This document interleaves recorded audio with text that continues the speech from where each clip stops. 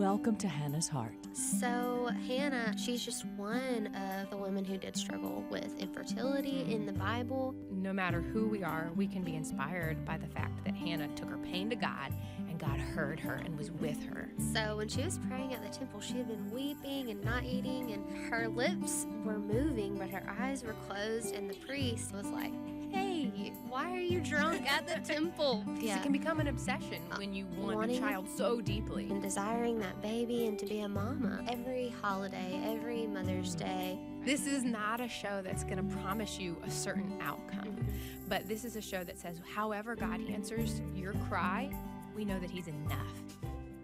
Hey, I'm Ann, and thank you so much for joining us today on Hannah's Heart. If you are new here, we are a podcast and ministry, really, that started focusing on couples struggling with infertility and miscarriage, but our show has definitely grown to more stories than that about foster care, adoption, singleness, and pro-life ministries, just all different kinds of things, IVF, and so just different ways of how your life might look a lot different than what you pictured it would right now. And so just how we can be there to minister you and to be with you, and you be with us as we're walking through fun, but also really hard and challenging things at the same time. And if you're returning, we thank you for being here, part of the Hannah's Heart family. Thank you for showing up for us every week. My co-host is out again this week. I don't know, the way we're recording, I'm not sure if this episode will come along after Kendra's been out for a few weeks. She has been out with stuff going on in her family. She's had a relative to pass away. We've had a snowstorm right now to be out of town. And so they've also had sickness. And so just a little bit of this and a little bit of that has kept her out of the studio for a few shows now. But we will be expecting her back at the next show. So we're excited about that. If you're watching, though, you can tell that I'm still joined by a friend at the desk, and so his name is John Darnell. We actually have known each other for a while now. I guess it's almost 10 years. Yeah. Something like that. I know. The way we keep in touch is more like social media and Christmas cards. That's right. But, yes. But when we see each other, when I see your wife and you see Will, my husband, we'll always catch up, there for a little bit, so I appreciate that. But I'm excited to have you on today. A friend of, I guess a mutual friend actually put us in touch about doing this show, and I'm glad that she did, because it's not necessarily a show about infertility, miscarriage, that kind of thing. But us here at Hannah's Heart, even if we're not in the month of January anymore, we're all about the sanctity of human life.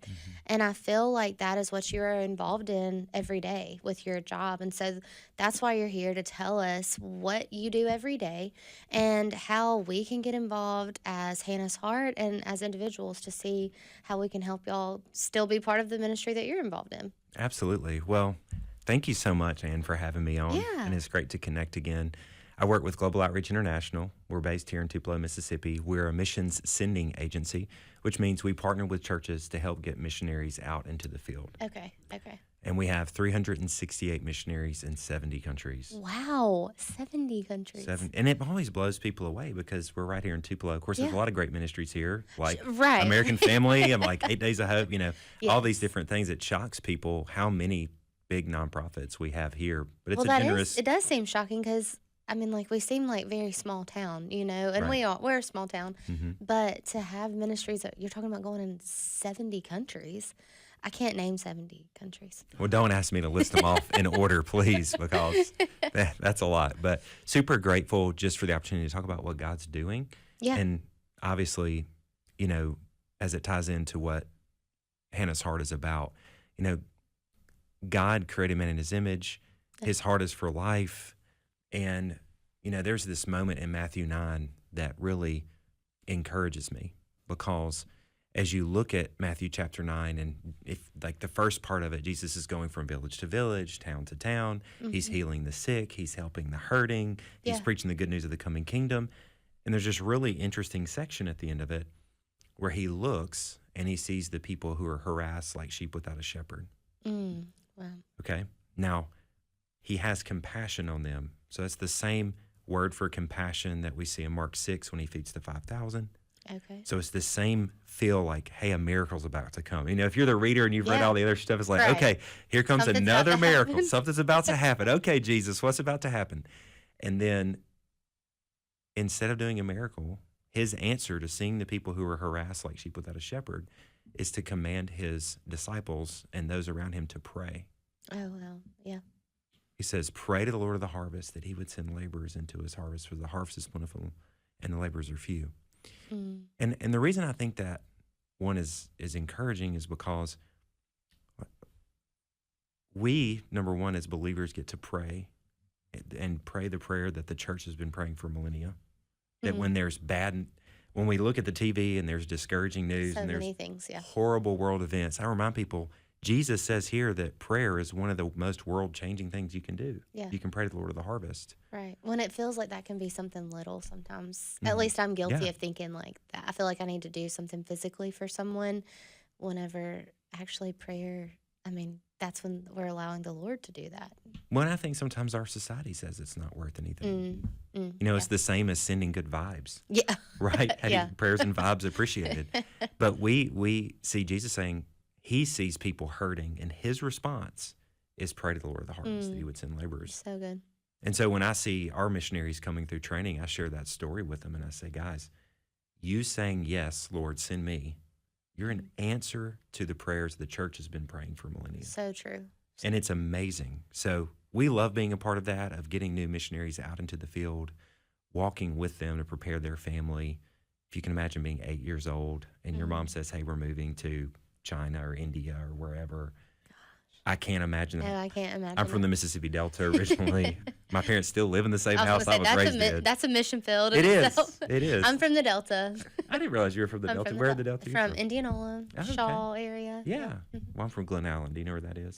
Oh, Lake Washington, Yes. south of Greenville. yes. Okay. I don't know if I've ever been, but I've heard of it. You've heard of it? The Delta's an interesting place. It is an interesting place. So you can imagine, having grown up there, I never dreamed of leaving the country, living anywhere else. And then my wife and I lived in Latin America for 5 years as missionaries with Global Outreach. So it's pretty wild What God will do, yeah. what God will do. How did you get involved with Global Outreach? Well, I went to college thinking that I would then go to law school and then go into politics. Okay. People say, what do you want to do? And I'd say either be in ministry or in politics. People laughed when I said that. I don't know why they laughed, Ann. I don't know. It's crazy to have a heart for both, It was, know? well, in those days, what I thought was like my view of politics was these are really servant-hearted, public-facing people that want to help. I'm not saying I don't feel that way now. I'm just saying that's how I felt then, Ann. And I studied abroad a summer in Mexico, ended up meeting a Baptist missionary from Mississippi on the same street Oh, as my wow. host family. Oh, my goodness. And that's where God said, you're not headed towards politics, And so just kept getting involved. Wife and I got married. Our church had a relationship in Hernando, Mississippi with a missionary in Ecuador. Okay. So we went to visit them. They invited us to work with them. And God confirmed that's what we should do. You should do. But Wow. we did have a 5-month-old baby Oh, my goodness. when we moved down. So what, I mean, I can't even imagine, I know this isn't necessarily like, what did your parents say about that? But to think about free to ask. grandparents, to think about grandparents getting this sweet little 5-month-old grandbaby and you're like, we're moving to Latin America. So, I mean, that is a sacrifice though. I mean, Yes. really, for the whole family.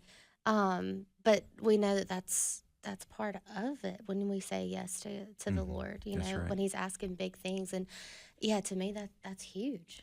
And as I've understood it a little better from a parent's side as I've gotten older. I mean, Emily and I were both mid-20s and had a baby, and it felt like an adventure. In some ways, I think for me, it was like an adventure. I think Emily was much more aware of, oh man, this is tough Yeah. to do this without family and all those sorts of things. And as we've processed that with our families now living stateside again, it's a huge sacrifice. Those who are left behind are sacrificing. Yeah. And those who are going are sacrificing. Yeah. It's a different looking sacrifice, but it is both a sacrifice for Right. sure. But you knew that that's what y'all were being called to do. That's what we were called to do. And so, okay, just tell me about Global Outreach. Yeah. I would love to hear about some of your time in Latin America because you came back Right. and you're still involved in it. Yes. Yeah. So we'll start with Latin America. We worked with families who did not have access really to education, reading programs our first year there. And the idea was, these kids, there's not a library in their town. There's not a lot of educational opportunities. Parents want their kids to be educated. That's true here and that's true Yeah. there. Right. And so that was an opportunity to meet them, meet their families, a funnel into Bible studies, discipleship, youth group, that sort of thing. So that's what we did our first year. The other 3 years, we moved to the mountains and worked at an outdoor adventure camp. That sounds fun. And I was there in January, which was awesome, visiting our team. We still work. Some of the people at the camp you're are Global saying you Outreach. were there, Yes. like this January? Yes. Oh, We that's cool. Just went and spent time. It was the same weekend that snowstorm moved through. Okay. So I was, that's where you were yes, at. I was there Oh, my watching the goodness. radar, stressed that my wife and kids are going to be okay, Wow. which they were. But yeah, that adventure ministry was really amazing. The idea there is, how can we get people out of their daily routine, out of the big city of Quito, Okay. 2.5 million people, Oh, wow. get them outside of that and on 300 acres in the Andes Mountains, and use adventure and nature as a tool to Tell them about Jesus. tell them about Jesus. Yeah. And that ministry is still thriving and doing well there. Well, that sounds amazing. I mean, like, to think to be a part of that, and to think as being a part of that as a young couple, who's able to have that kind of commitment. Yeah, I don't know, something to think about if you're, young without kids or with Yeah, very young for kids. sure. I feel like sometimes missionary work which I haven't heard all of your stories. I'm sure there are places that missionaries go that it is like top secret and That's right. all of Mhm. those. So it's not always like, let's go zip lining and tell people about Jesus while we Right. do it. But to know there are opportunities like that, and like the Lord does use those things. The Lord can use something fun and being out in nature to share his glory. And so just how amazing, is that it can feel, I don't know, like that kind of adventure. That is an adventure, but that you're doing the Lord's work each and every day, that you're choosing to show up for that. And you're making a really important point. I think sometimes people think missions is, I have to go move to a jungle, Yeah. go to Papua New Guinea, learn a language, translate the Bible. And we need those missionaries. We Right. absolutely do. And we need accountants. We need media people. Yeah. We need videographers. We need marketers. If it's, hey, God, could you use, yes, whatever he has gifted you in. He's not saying, hey, those 25 or 30 or 50 or 60 years were a waste. Wow. I mean, it's part of his sovereign plan. You have that experience. And we have people with us that retire, then go to the mission field. Wow. So any age, any background, Any gift. any gift God can use around the world. Yeah. As long as you're willing to let him. That's yeah. right. So we have a lot of opportunities for that with So- Global Outreach. Tell us about that. How would one get involved? What do you do? We're based here. You're based here in That's right. Tupelo.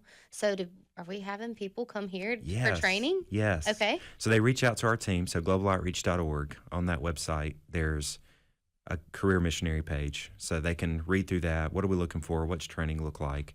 But the training process, once you've gone through your interview, just like a normal job, we want to know, hey, you say you're going to go plant a church. Have you been a pastor? You're going to go work with kids. You don't have to have a seminary degree, but just you're prepared for whatever Sure. God's called you to do. And then it culminates with a 1-week training here in Tupelo at our office. So last year in 2025, we had 56 new missionaries join. Wow. It's amazing. That is amazing. It's amazing. 2022, we were about 15 new missionaries a year. Oh, Post-COVID, I mean, think about COVID. I had just stepped into this role of leading global, and the world shuts down. it literally shuts down. And you're like, Lord, what in the world are we doing? What is the Doesn't next? make any This is our 50th year. We can't even have our little Wow. 50th banquet jubilee. Yeah. Lord, what do you have for us? And we just came out of that time of fasting and prayer and planning, just believing that he was going to use us in a significant way. Mm-hmm. And he's the great mobilizer. Yeah. He is the one moving people's hearts. And we've seen the fruit of praying for laborers. And that's why I always share that story, because he's answered those prayers. We're seeing more people join and go than ever in our history. Wow. See, I would to be honest, just not being involved, I would have not thought that. Mhm. I would have thought, like, what the world is the way it is today, like, we probably don't have any, And so to hear that, that's very encouraging. It's always encouraging. I mean, even to me, and I work there to sit in the missionary training week, and we get to hear their testimonies Monday and Tuesday. After lunch, Okay. we just sit and listen to 5-minute testimonies of God's grace, of what he saved them from, how he called them. Wow. And then we also train them to do a Shark Tank I'm using air quotes. I don't know if that gets me around copyright rules or not, using air quotes. But Shark Tank presentations where they can share with churches like, hey, here's the vision God's given us. Okay. Here's how you can get involved. Here's what giving does. Here's how you're going to make a difference wherever God's calling us. Wow. And we do that in local churches here in Tupelo. So they present to the local church during training. So they go through that training process. They leave ready to fundraise. The whole family, it goes through training. So if you were like us, you have the 5-month-old, the 5-month-old comes to training. Of course, that's more taking care of the baby during the day. But for the 5 or 6-year-old, you're understanding who you are in Christ no matter where you're planted around the world. And so that's really neat to think about. And so, because you see a lot of kids in ministry, pastors' kids, missionary kids, it's either a great blessing or terribly detrimental. Yeah.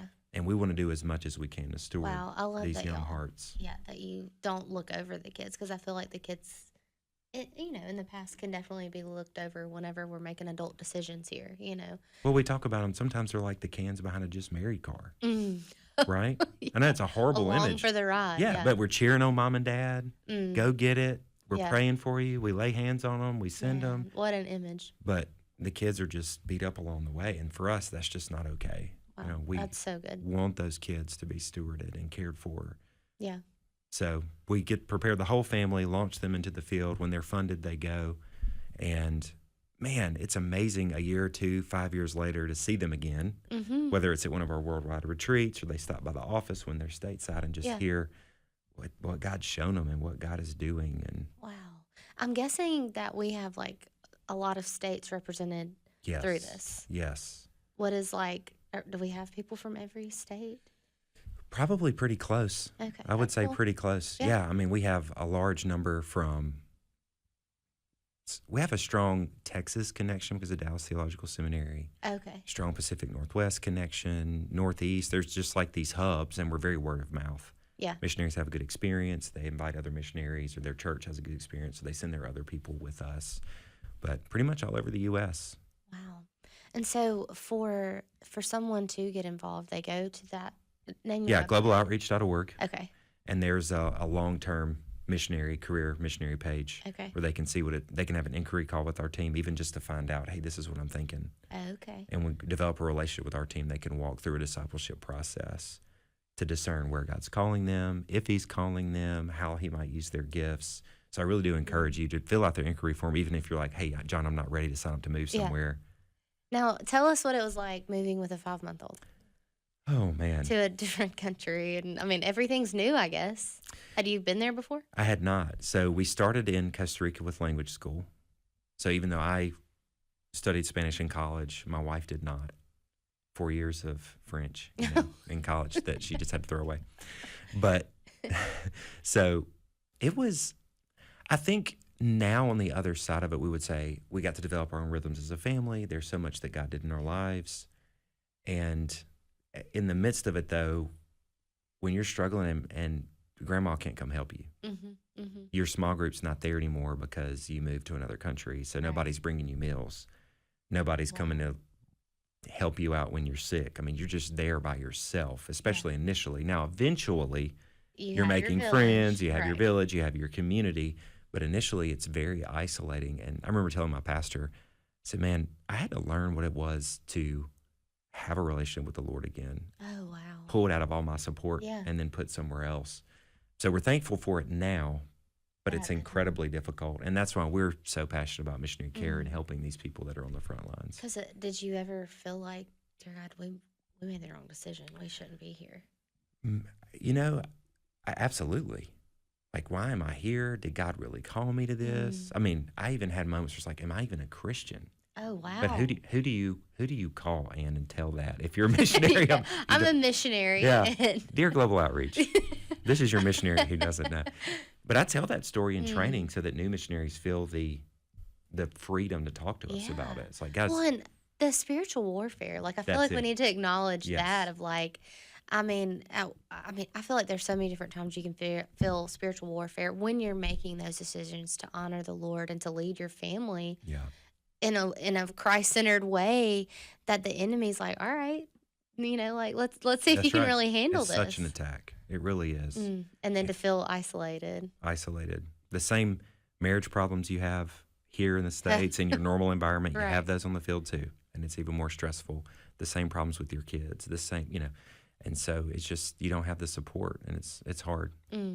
So that's one way I feel like that the least we could do is pray for Yeah. missionaries as they're going through Yeah. the newness of being somewhere else, That's right. How many I guess you have this training, Mhm. but is everyone sent out at one time or like it's throughout the year? It's essentially, they all come to that training, but it depends on their job situation, they're selling their house, when they're fully funded, because they're raising their own Oh, funds. right. So it might take them a year to do that. Okay. 6 months for others, 18 months And for we're others. raising funds for the travel, or like this is now we need to raise funds for They've the got next 5 years. So really, they're trying to get monthly donors Okay. to equal their monthly budget. Gotcha. So what they need to pay rent and live and buy food, and plus the ministry budget if they're starting a ministry that has some sort of cost. Man, Yeah. that is that's intimidating because you're relying on donors Yes. to, pay your bills, which I get. That's kind of what we're doing here at AFA. Right. AFA is fully funded by our listeners, by our supporters. But You're exactly right. And it seems really intimidating, but I will say for us raising funds, 15 years ago when we were going to the field, and as I watch families do that, the testimony always is what an encouragement it is. How God shows up in it, Yeah. how money comes from places you never would expect, how people are so sacrificially generous.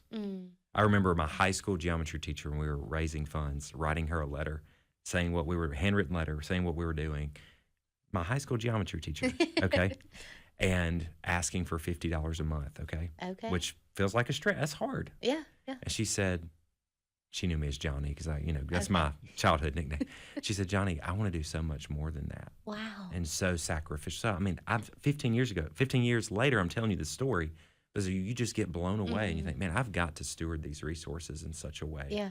that cause the kingdom of God to grow and take the gospel to this place. So we loved the relationships and the blessing and the prayers that we got because people were thinking of us every month, writing us, reading our newsletters. What do you say to the people? Like, we have some people in there like, okay, I can't commit to going to the mission field, but I could give $50 a month. I could give $15 a month. Like, Yes. what do you say to those people? Yeah, that is huge. I think we all have to be involved. Yeah. The Make Disciples of All Nations wasn't just for the people who feel called to go. That's right. So there's the prayer aspect that we talked about, praying for those people, the giving aspect. If you go to globaloutreach.org, there's a pop-up at the bottom. It'll say The Farm. Okay. So we were an ag mission when we first started. So we have Okay. ag roots. But we talk about laborers to the harvest. So that's why it's called The Farm. So there's opportunities starting even at $19 a month Okay. to help get new missionaries to the field, into the harvest. So that would be great to have them join the farm. They get a monthly card in the mail with a new missionary family they're helping support with cool. prayer requests and their names, what country they're going to. So it becomes a really neat thing to support long term. Yeah, I feel like that's encouraging for your kids to even see. We talk about Help and Compassion International, and I know my kids love to think about where these boxes are going. But then to see a family that, okay, we're telling people about Jesus here in America, but look at this family. They went to wherever, and we're getting to support them. Man, It brings it to life. yeah. And they're praying for real missionaries and they're seeing them on the refrigerator. Right. And, you can even go on our website to that same missionary page, sign up for their newsletter and hear how their ministry's going. It's just it brings missions to life, I think, for Yeah. families. Very cool. So if we have someone listening, they might be a missionary out on the field, or they've thought about this for a little bit. Do you Yeah. have any advice for one person possibly wanting to get involved, and then someone else who might be out on the field thinking, why am I here? Yeah, for the person wanting to get involved, I would say just don't have any fear. Okay. So that's scary. I think sometimes it's like, okay, Lord, do whatever you want as long as it's not a missionary in Africa. I can't tell you how many people have told me that. Lord, you can do whatever you want with me. Guilty of feeling that way. And I just think God has so much joy for us in obedience. Yeah. Just know? taking that first step of Yeah. obedience. Yeah. And then for the missionary in the field, like, why am I here? I would just say that I've been there. I've struggled. My marriage has struggled. My kids have struggled. And don't be afraid to ask for help. I think Satan wants us to be isolated. Yeah. He wants us to think, I can't say this. Just like I told you, who do I call and tell I don't know if I'm a Christian and I'm a missionary? that my email is john@globaloutreach.org. If you're listening to this and you want somebody to talk to, happy to talk to you, because I think once we say it out loud and share it, a lot of the enemy's power is lost at that moment. That's so good. Yes. Yeah. A lot of the enemy's power is lost when we just say Yeah. it out loud. Because then I feel like those, I hate to call them chains, because you're a missionary and you're struggling with where do we fit in, but like those are chains when we're in isolation. And so for you, that takes, to me, you have to put down your guard of being scared to say, I need help. Please pray for me in this specific way. So I think that's so good. With anything that you're dealing with in life, whether we're talking about infertility or you've never told someone about losing a baby through miscarriage or abortion, to release those chains that the enemy might have hold on you, to just say, hey, this is what's happened. I encourage you to do that. John, thanks for coming on. Thank Time you went so by much. really fast. Really enjoyed our conversation today. Thank Me you for too. having me Me on. too. We'll see you back on Hannah's Heart next week.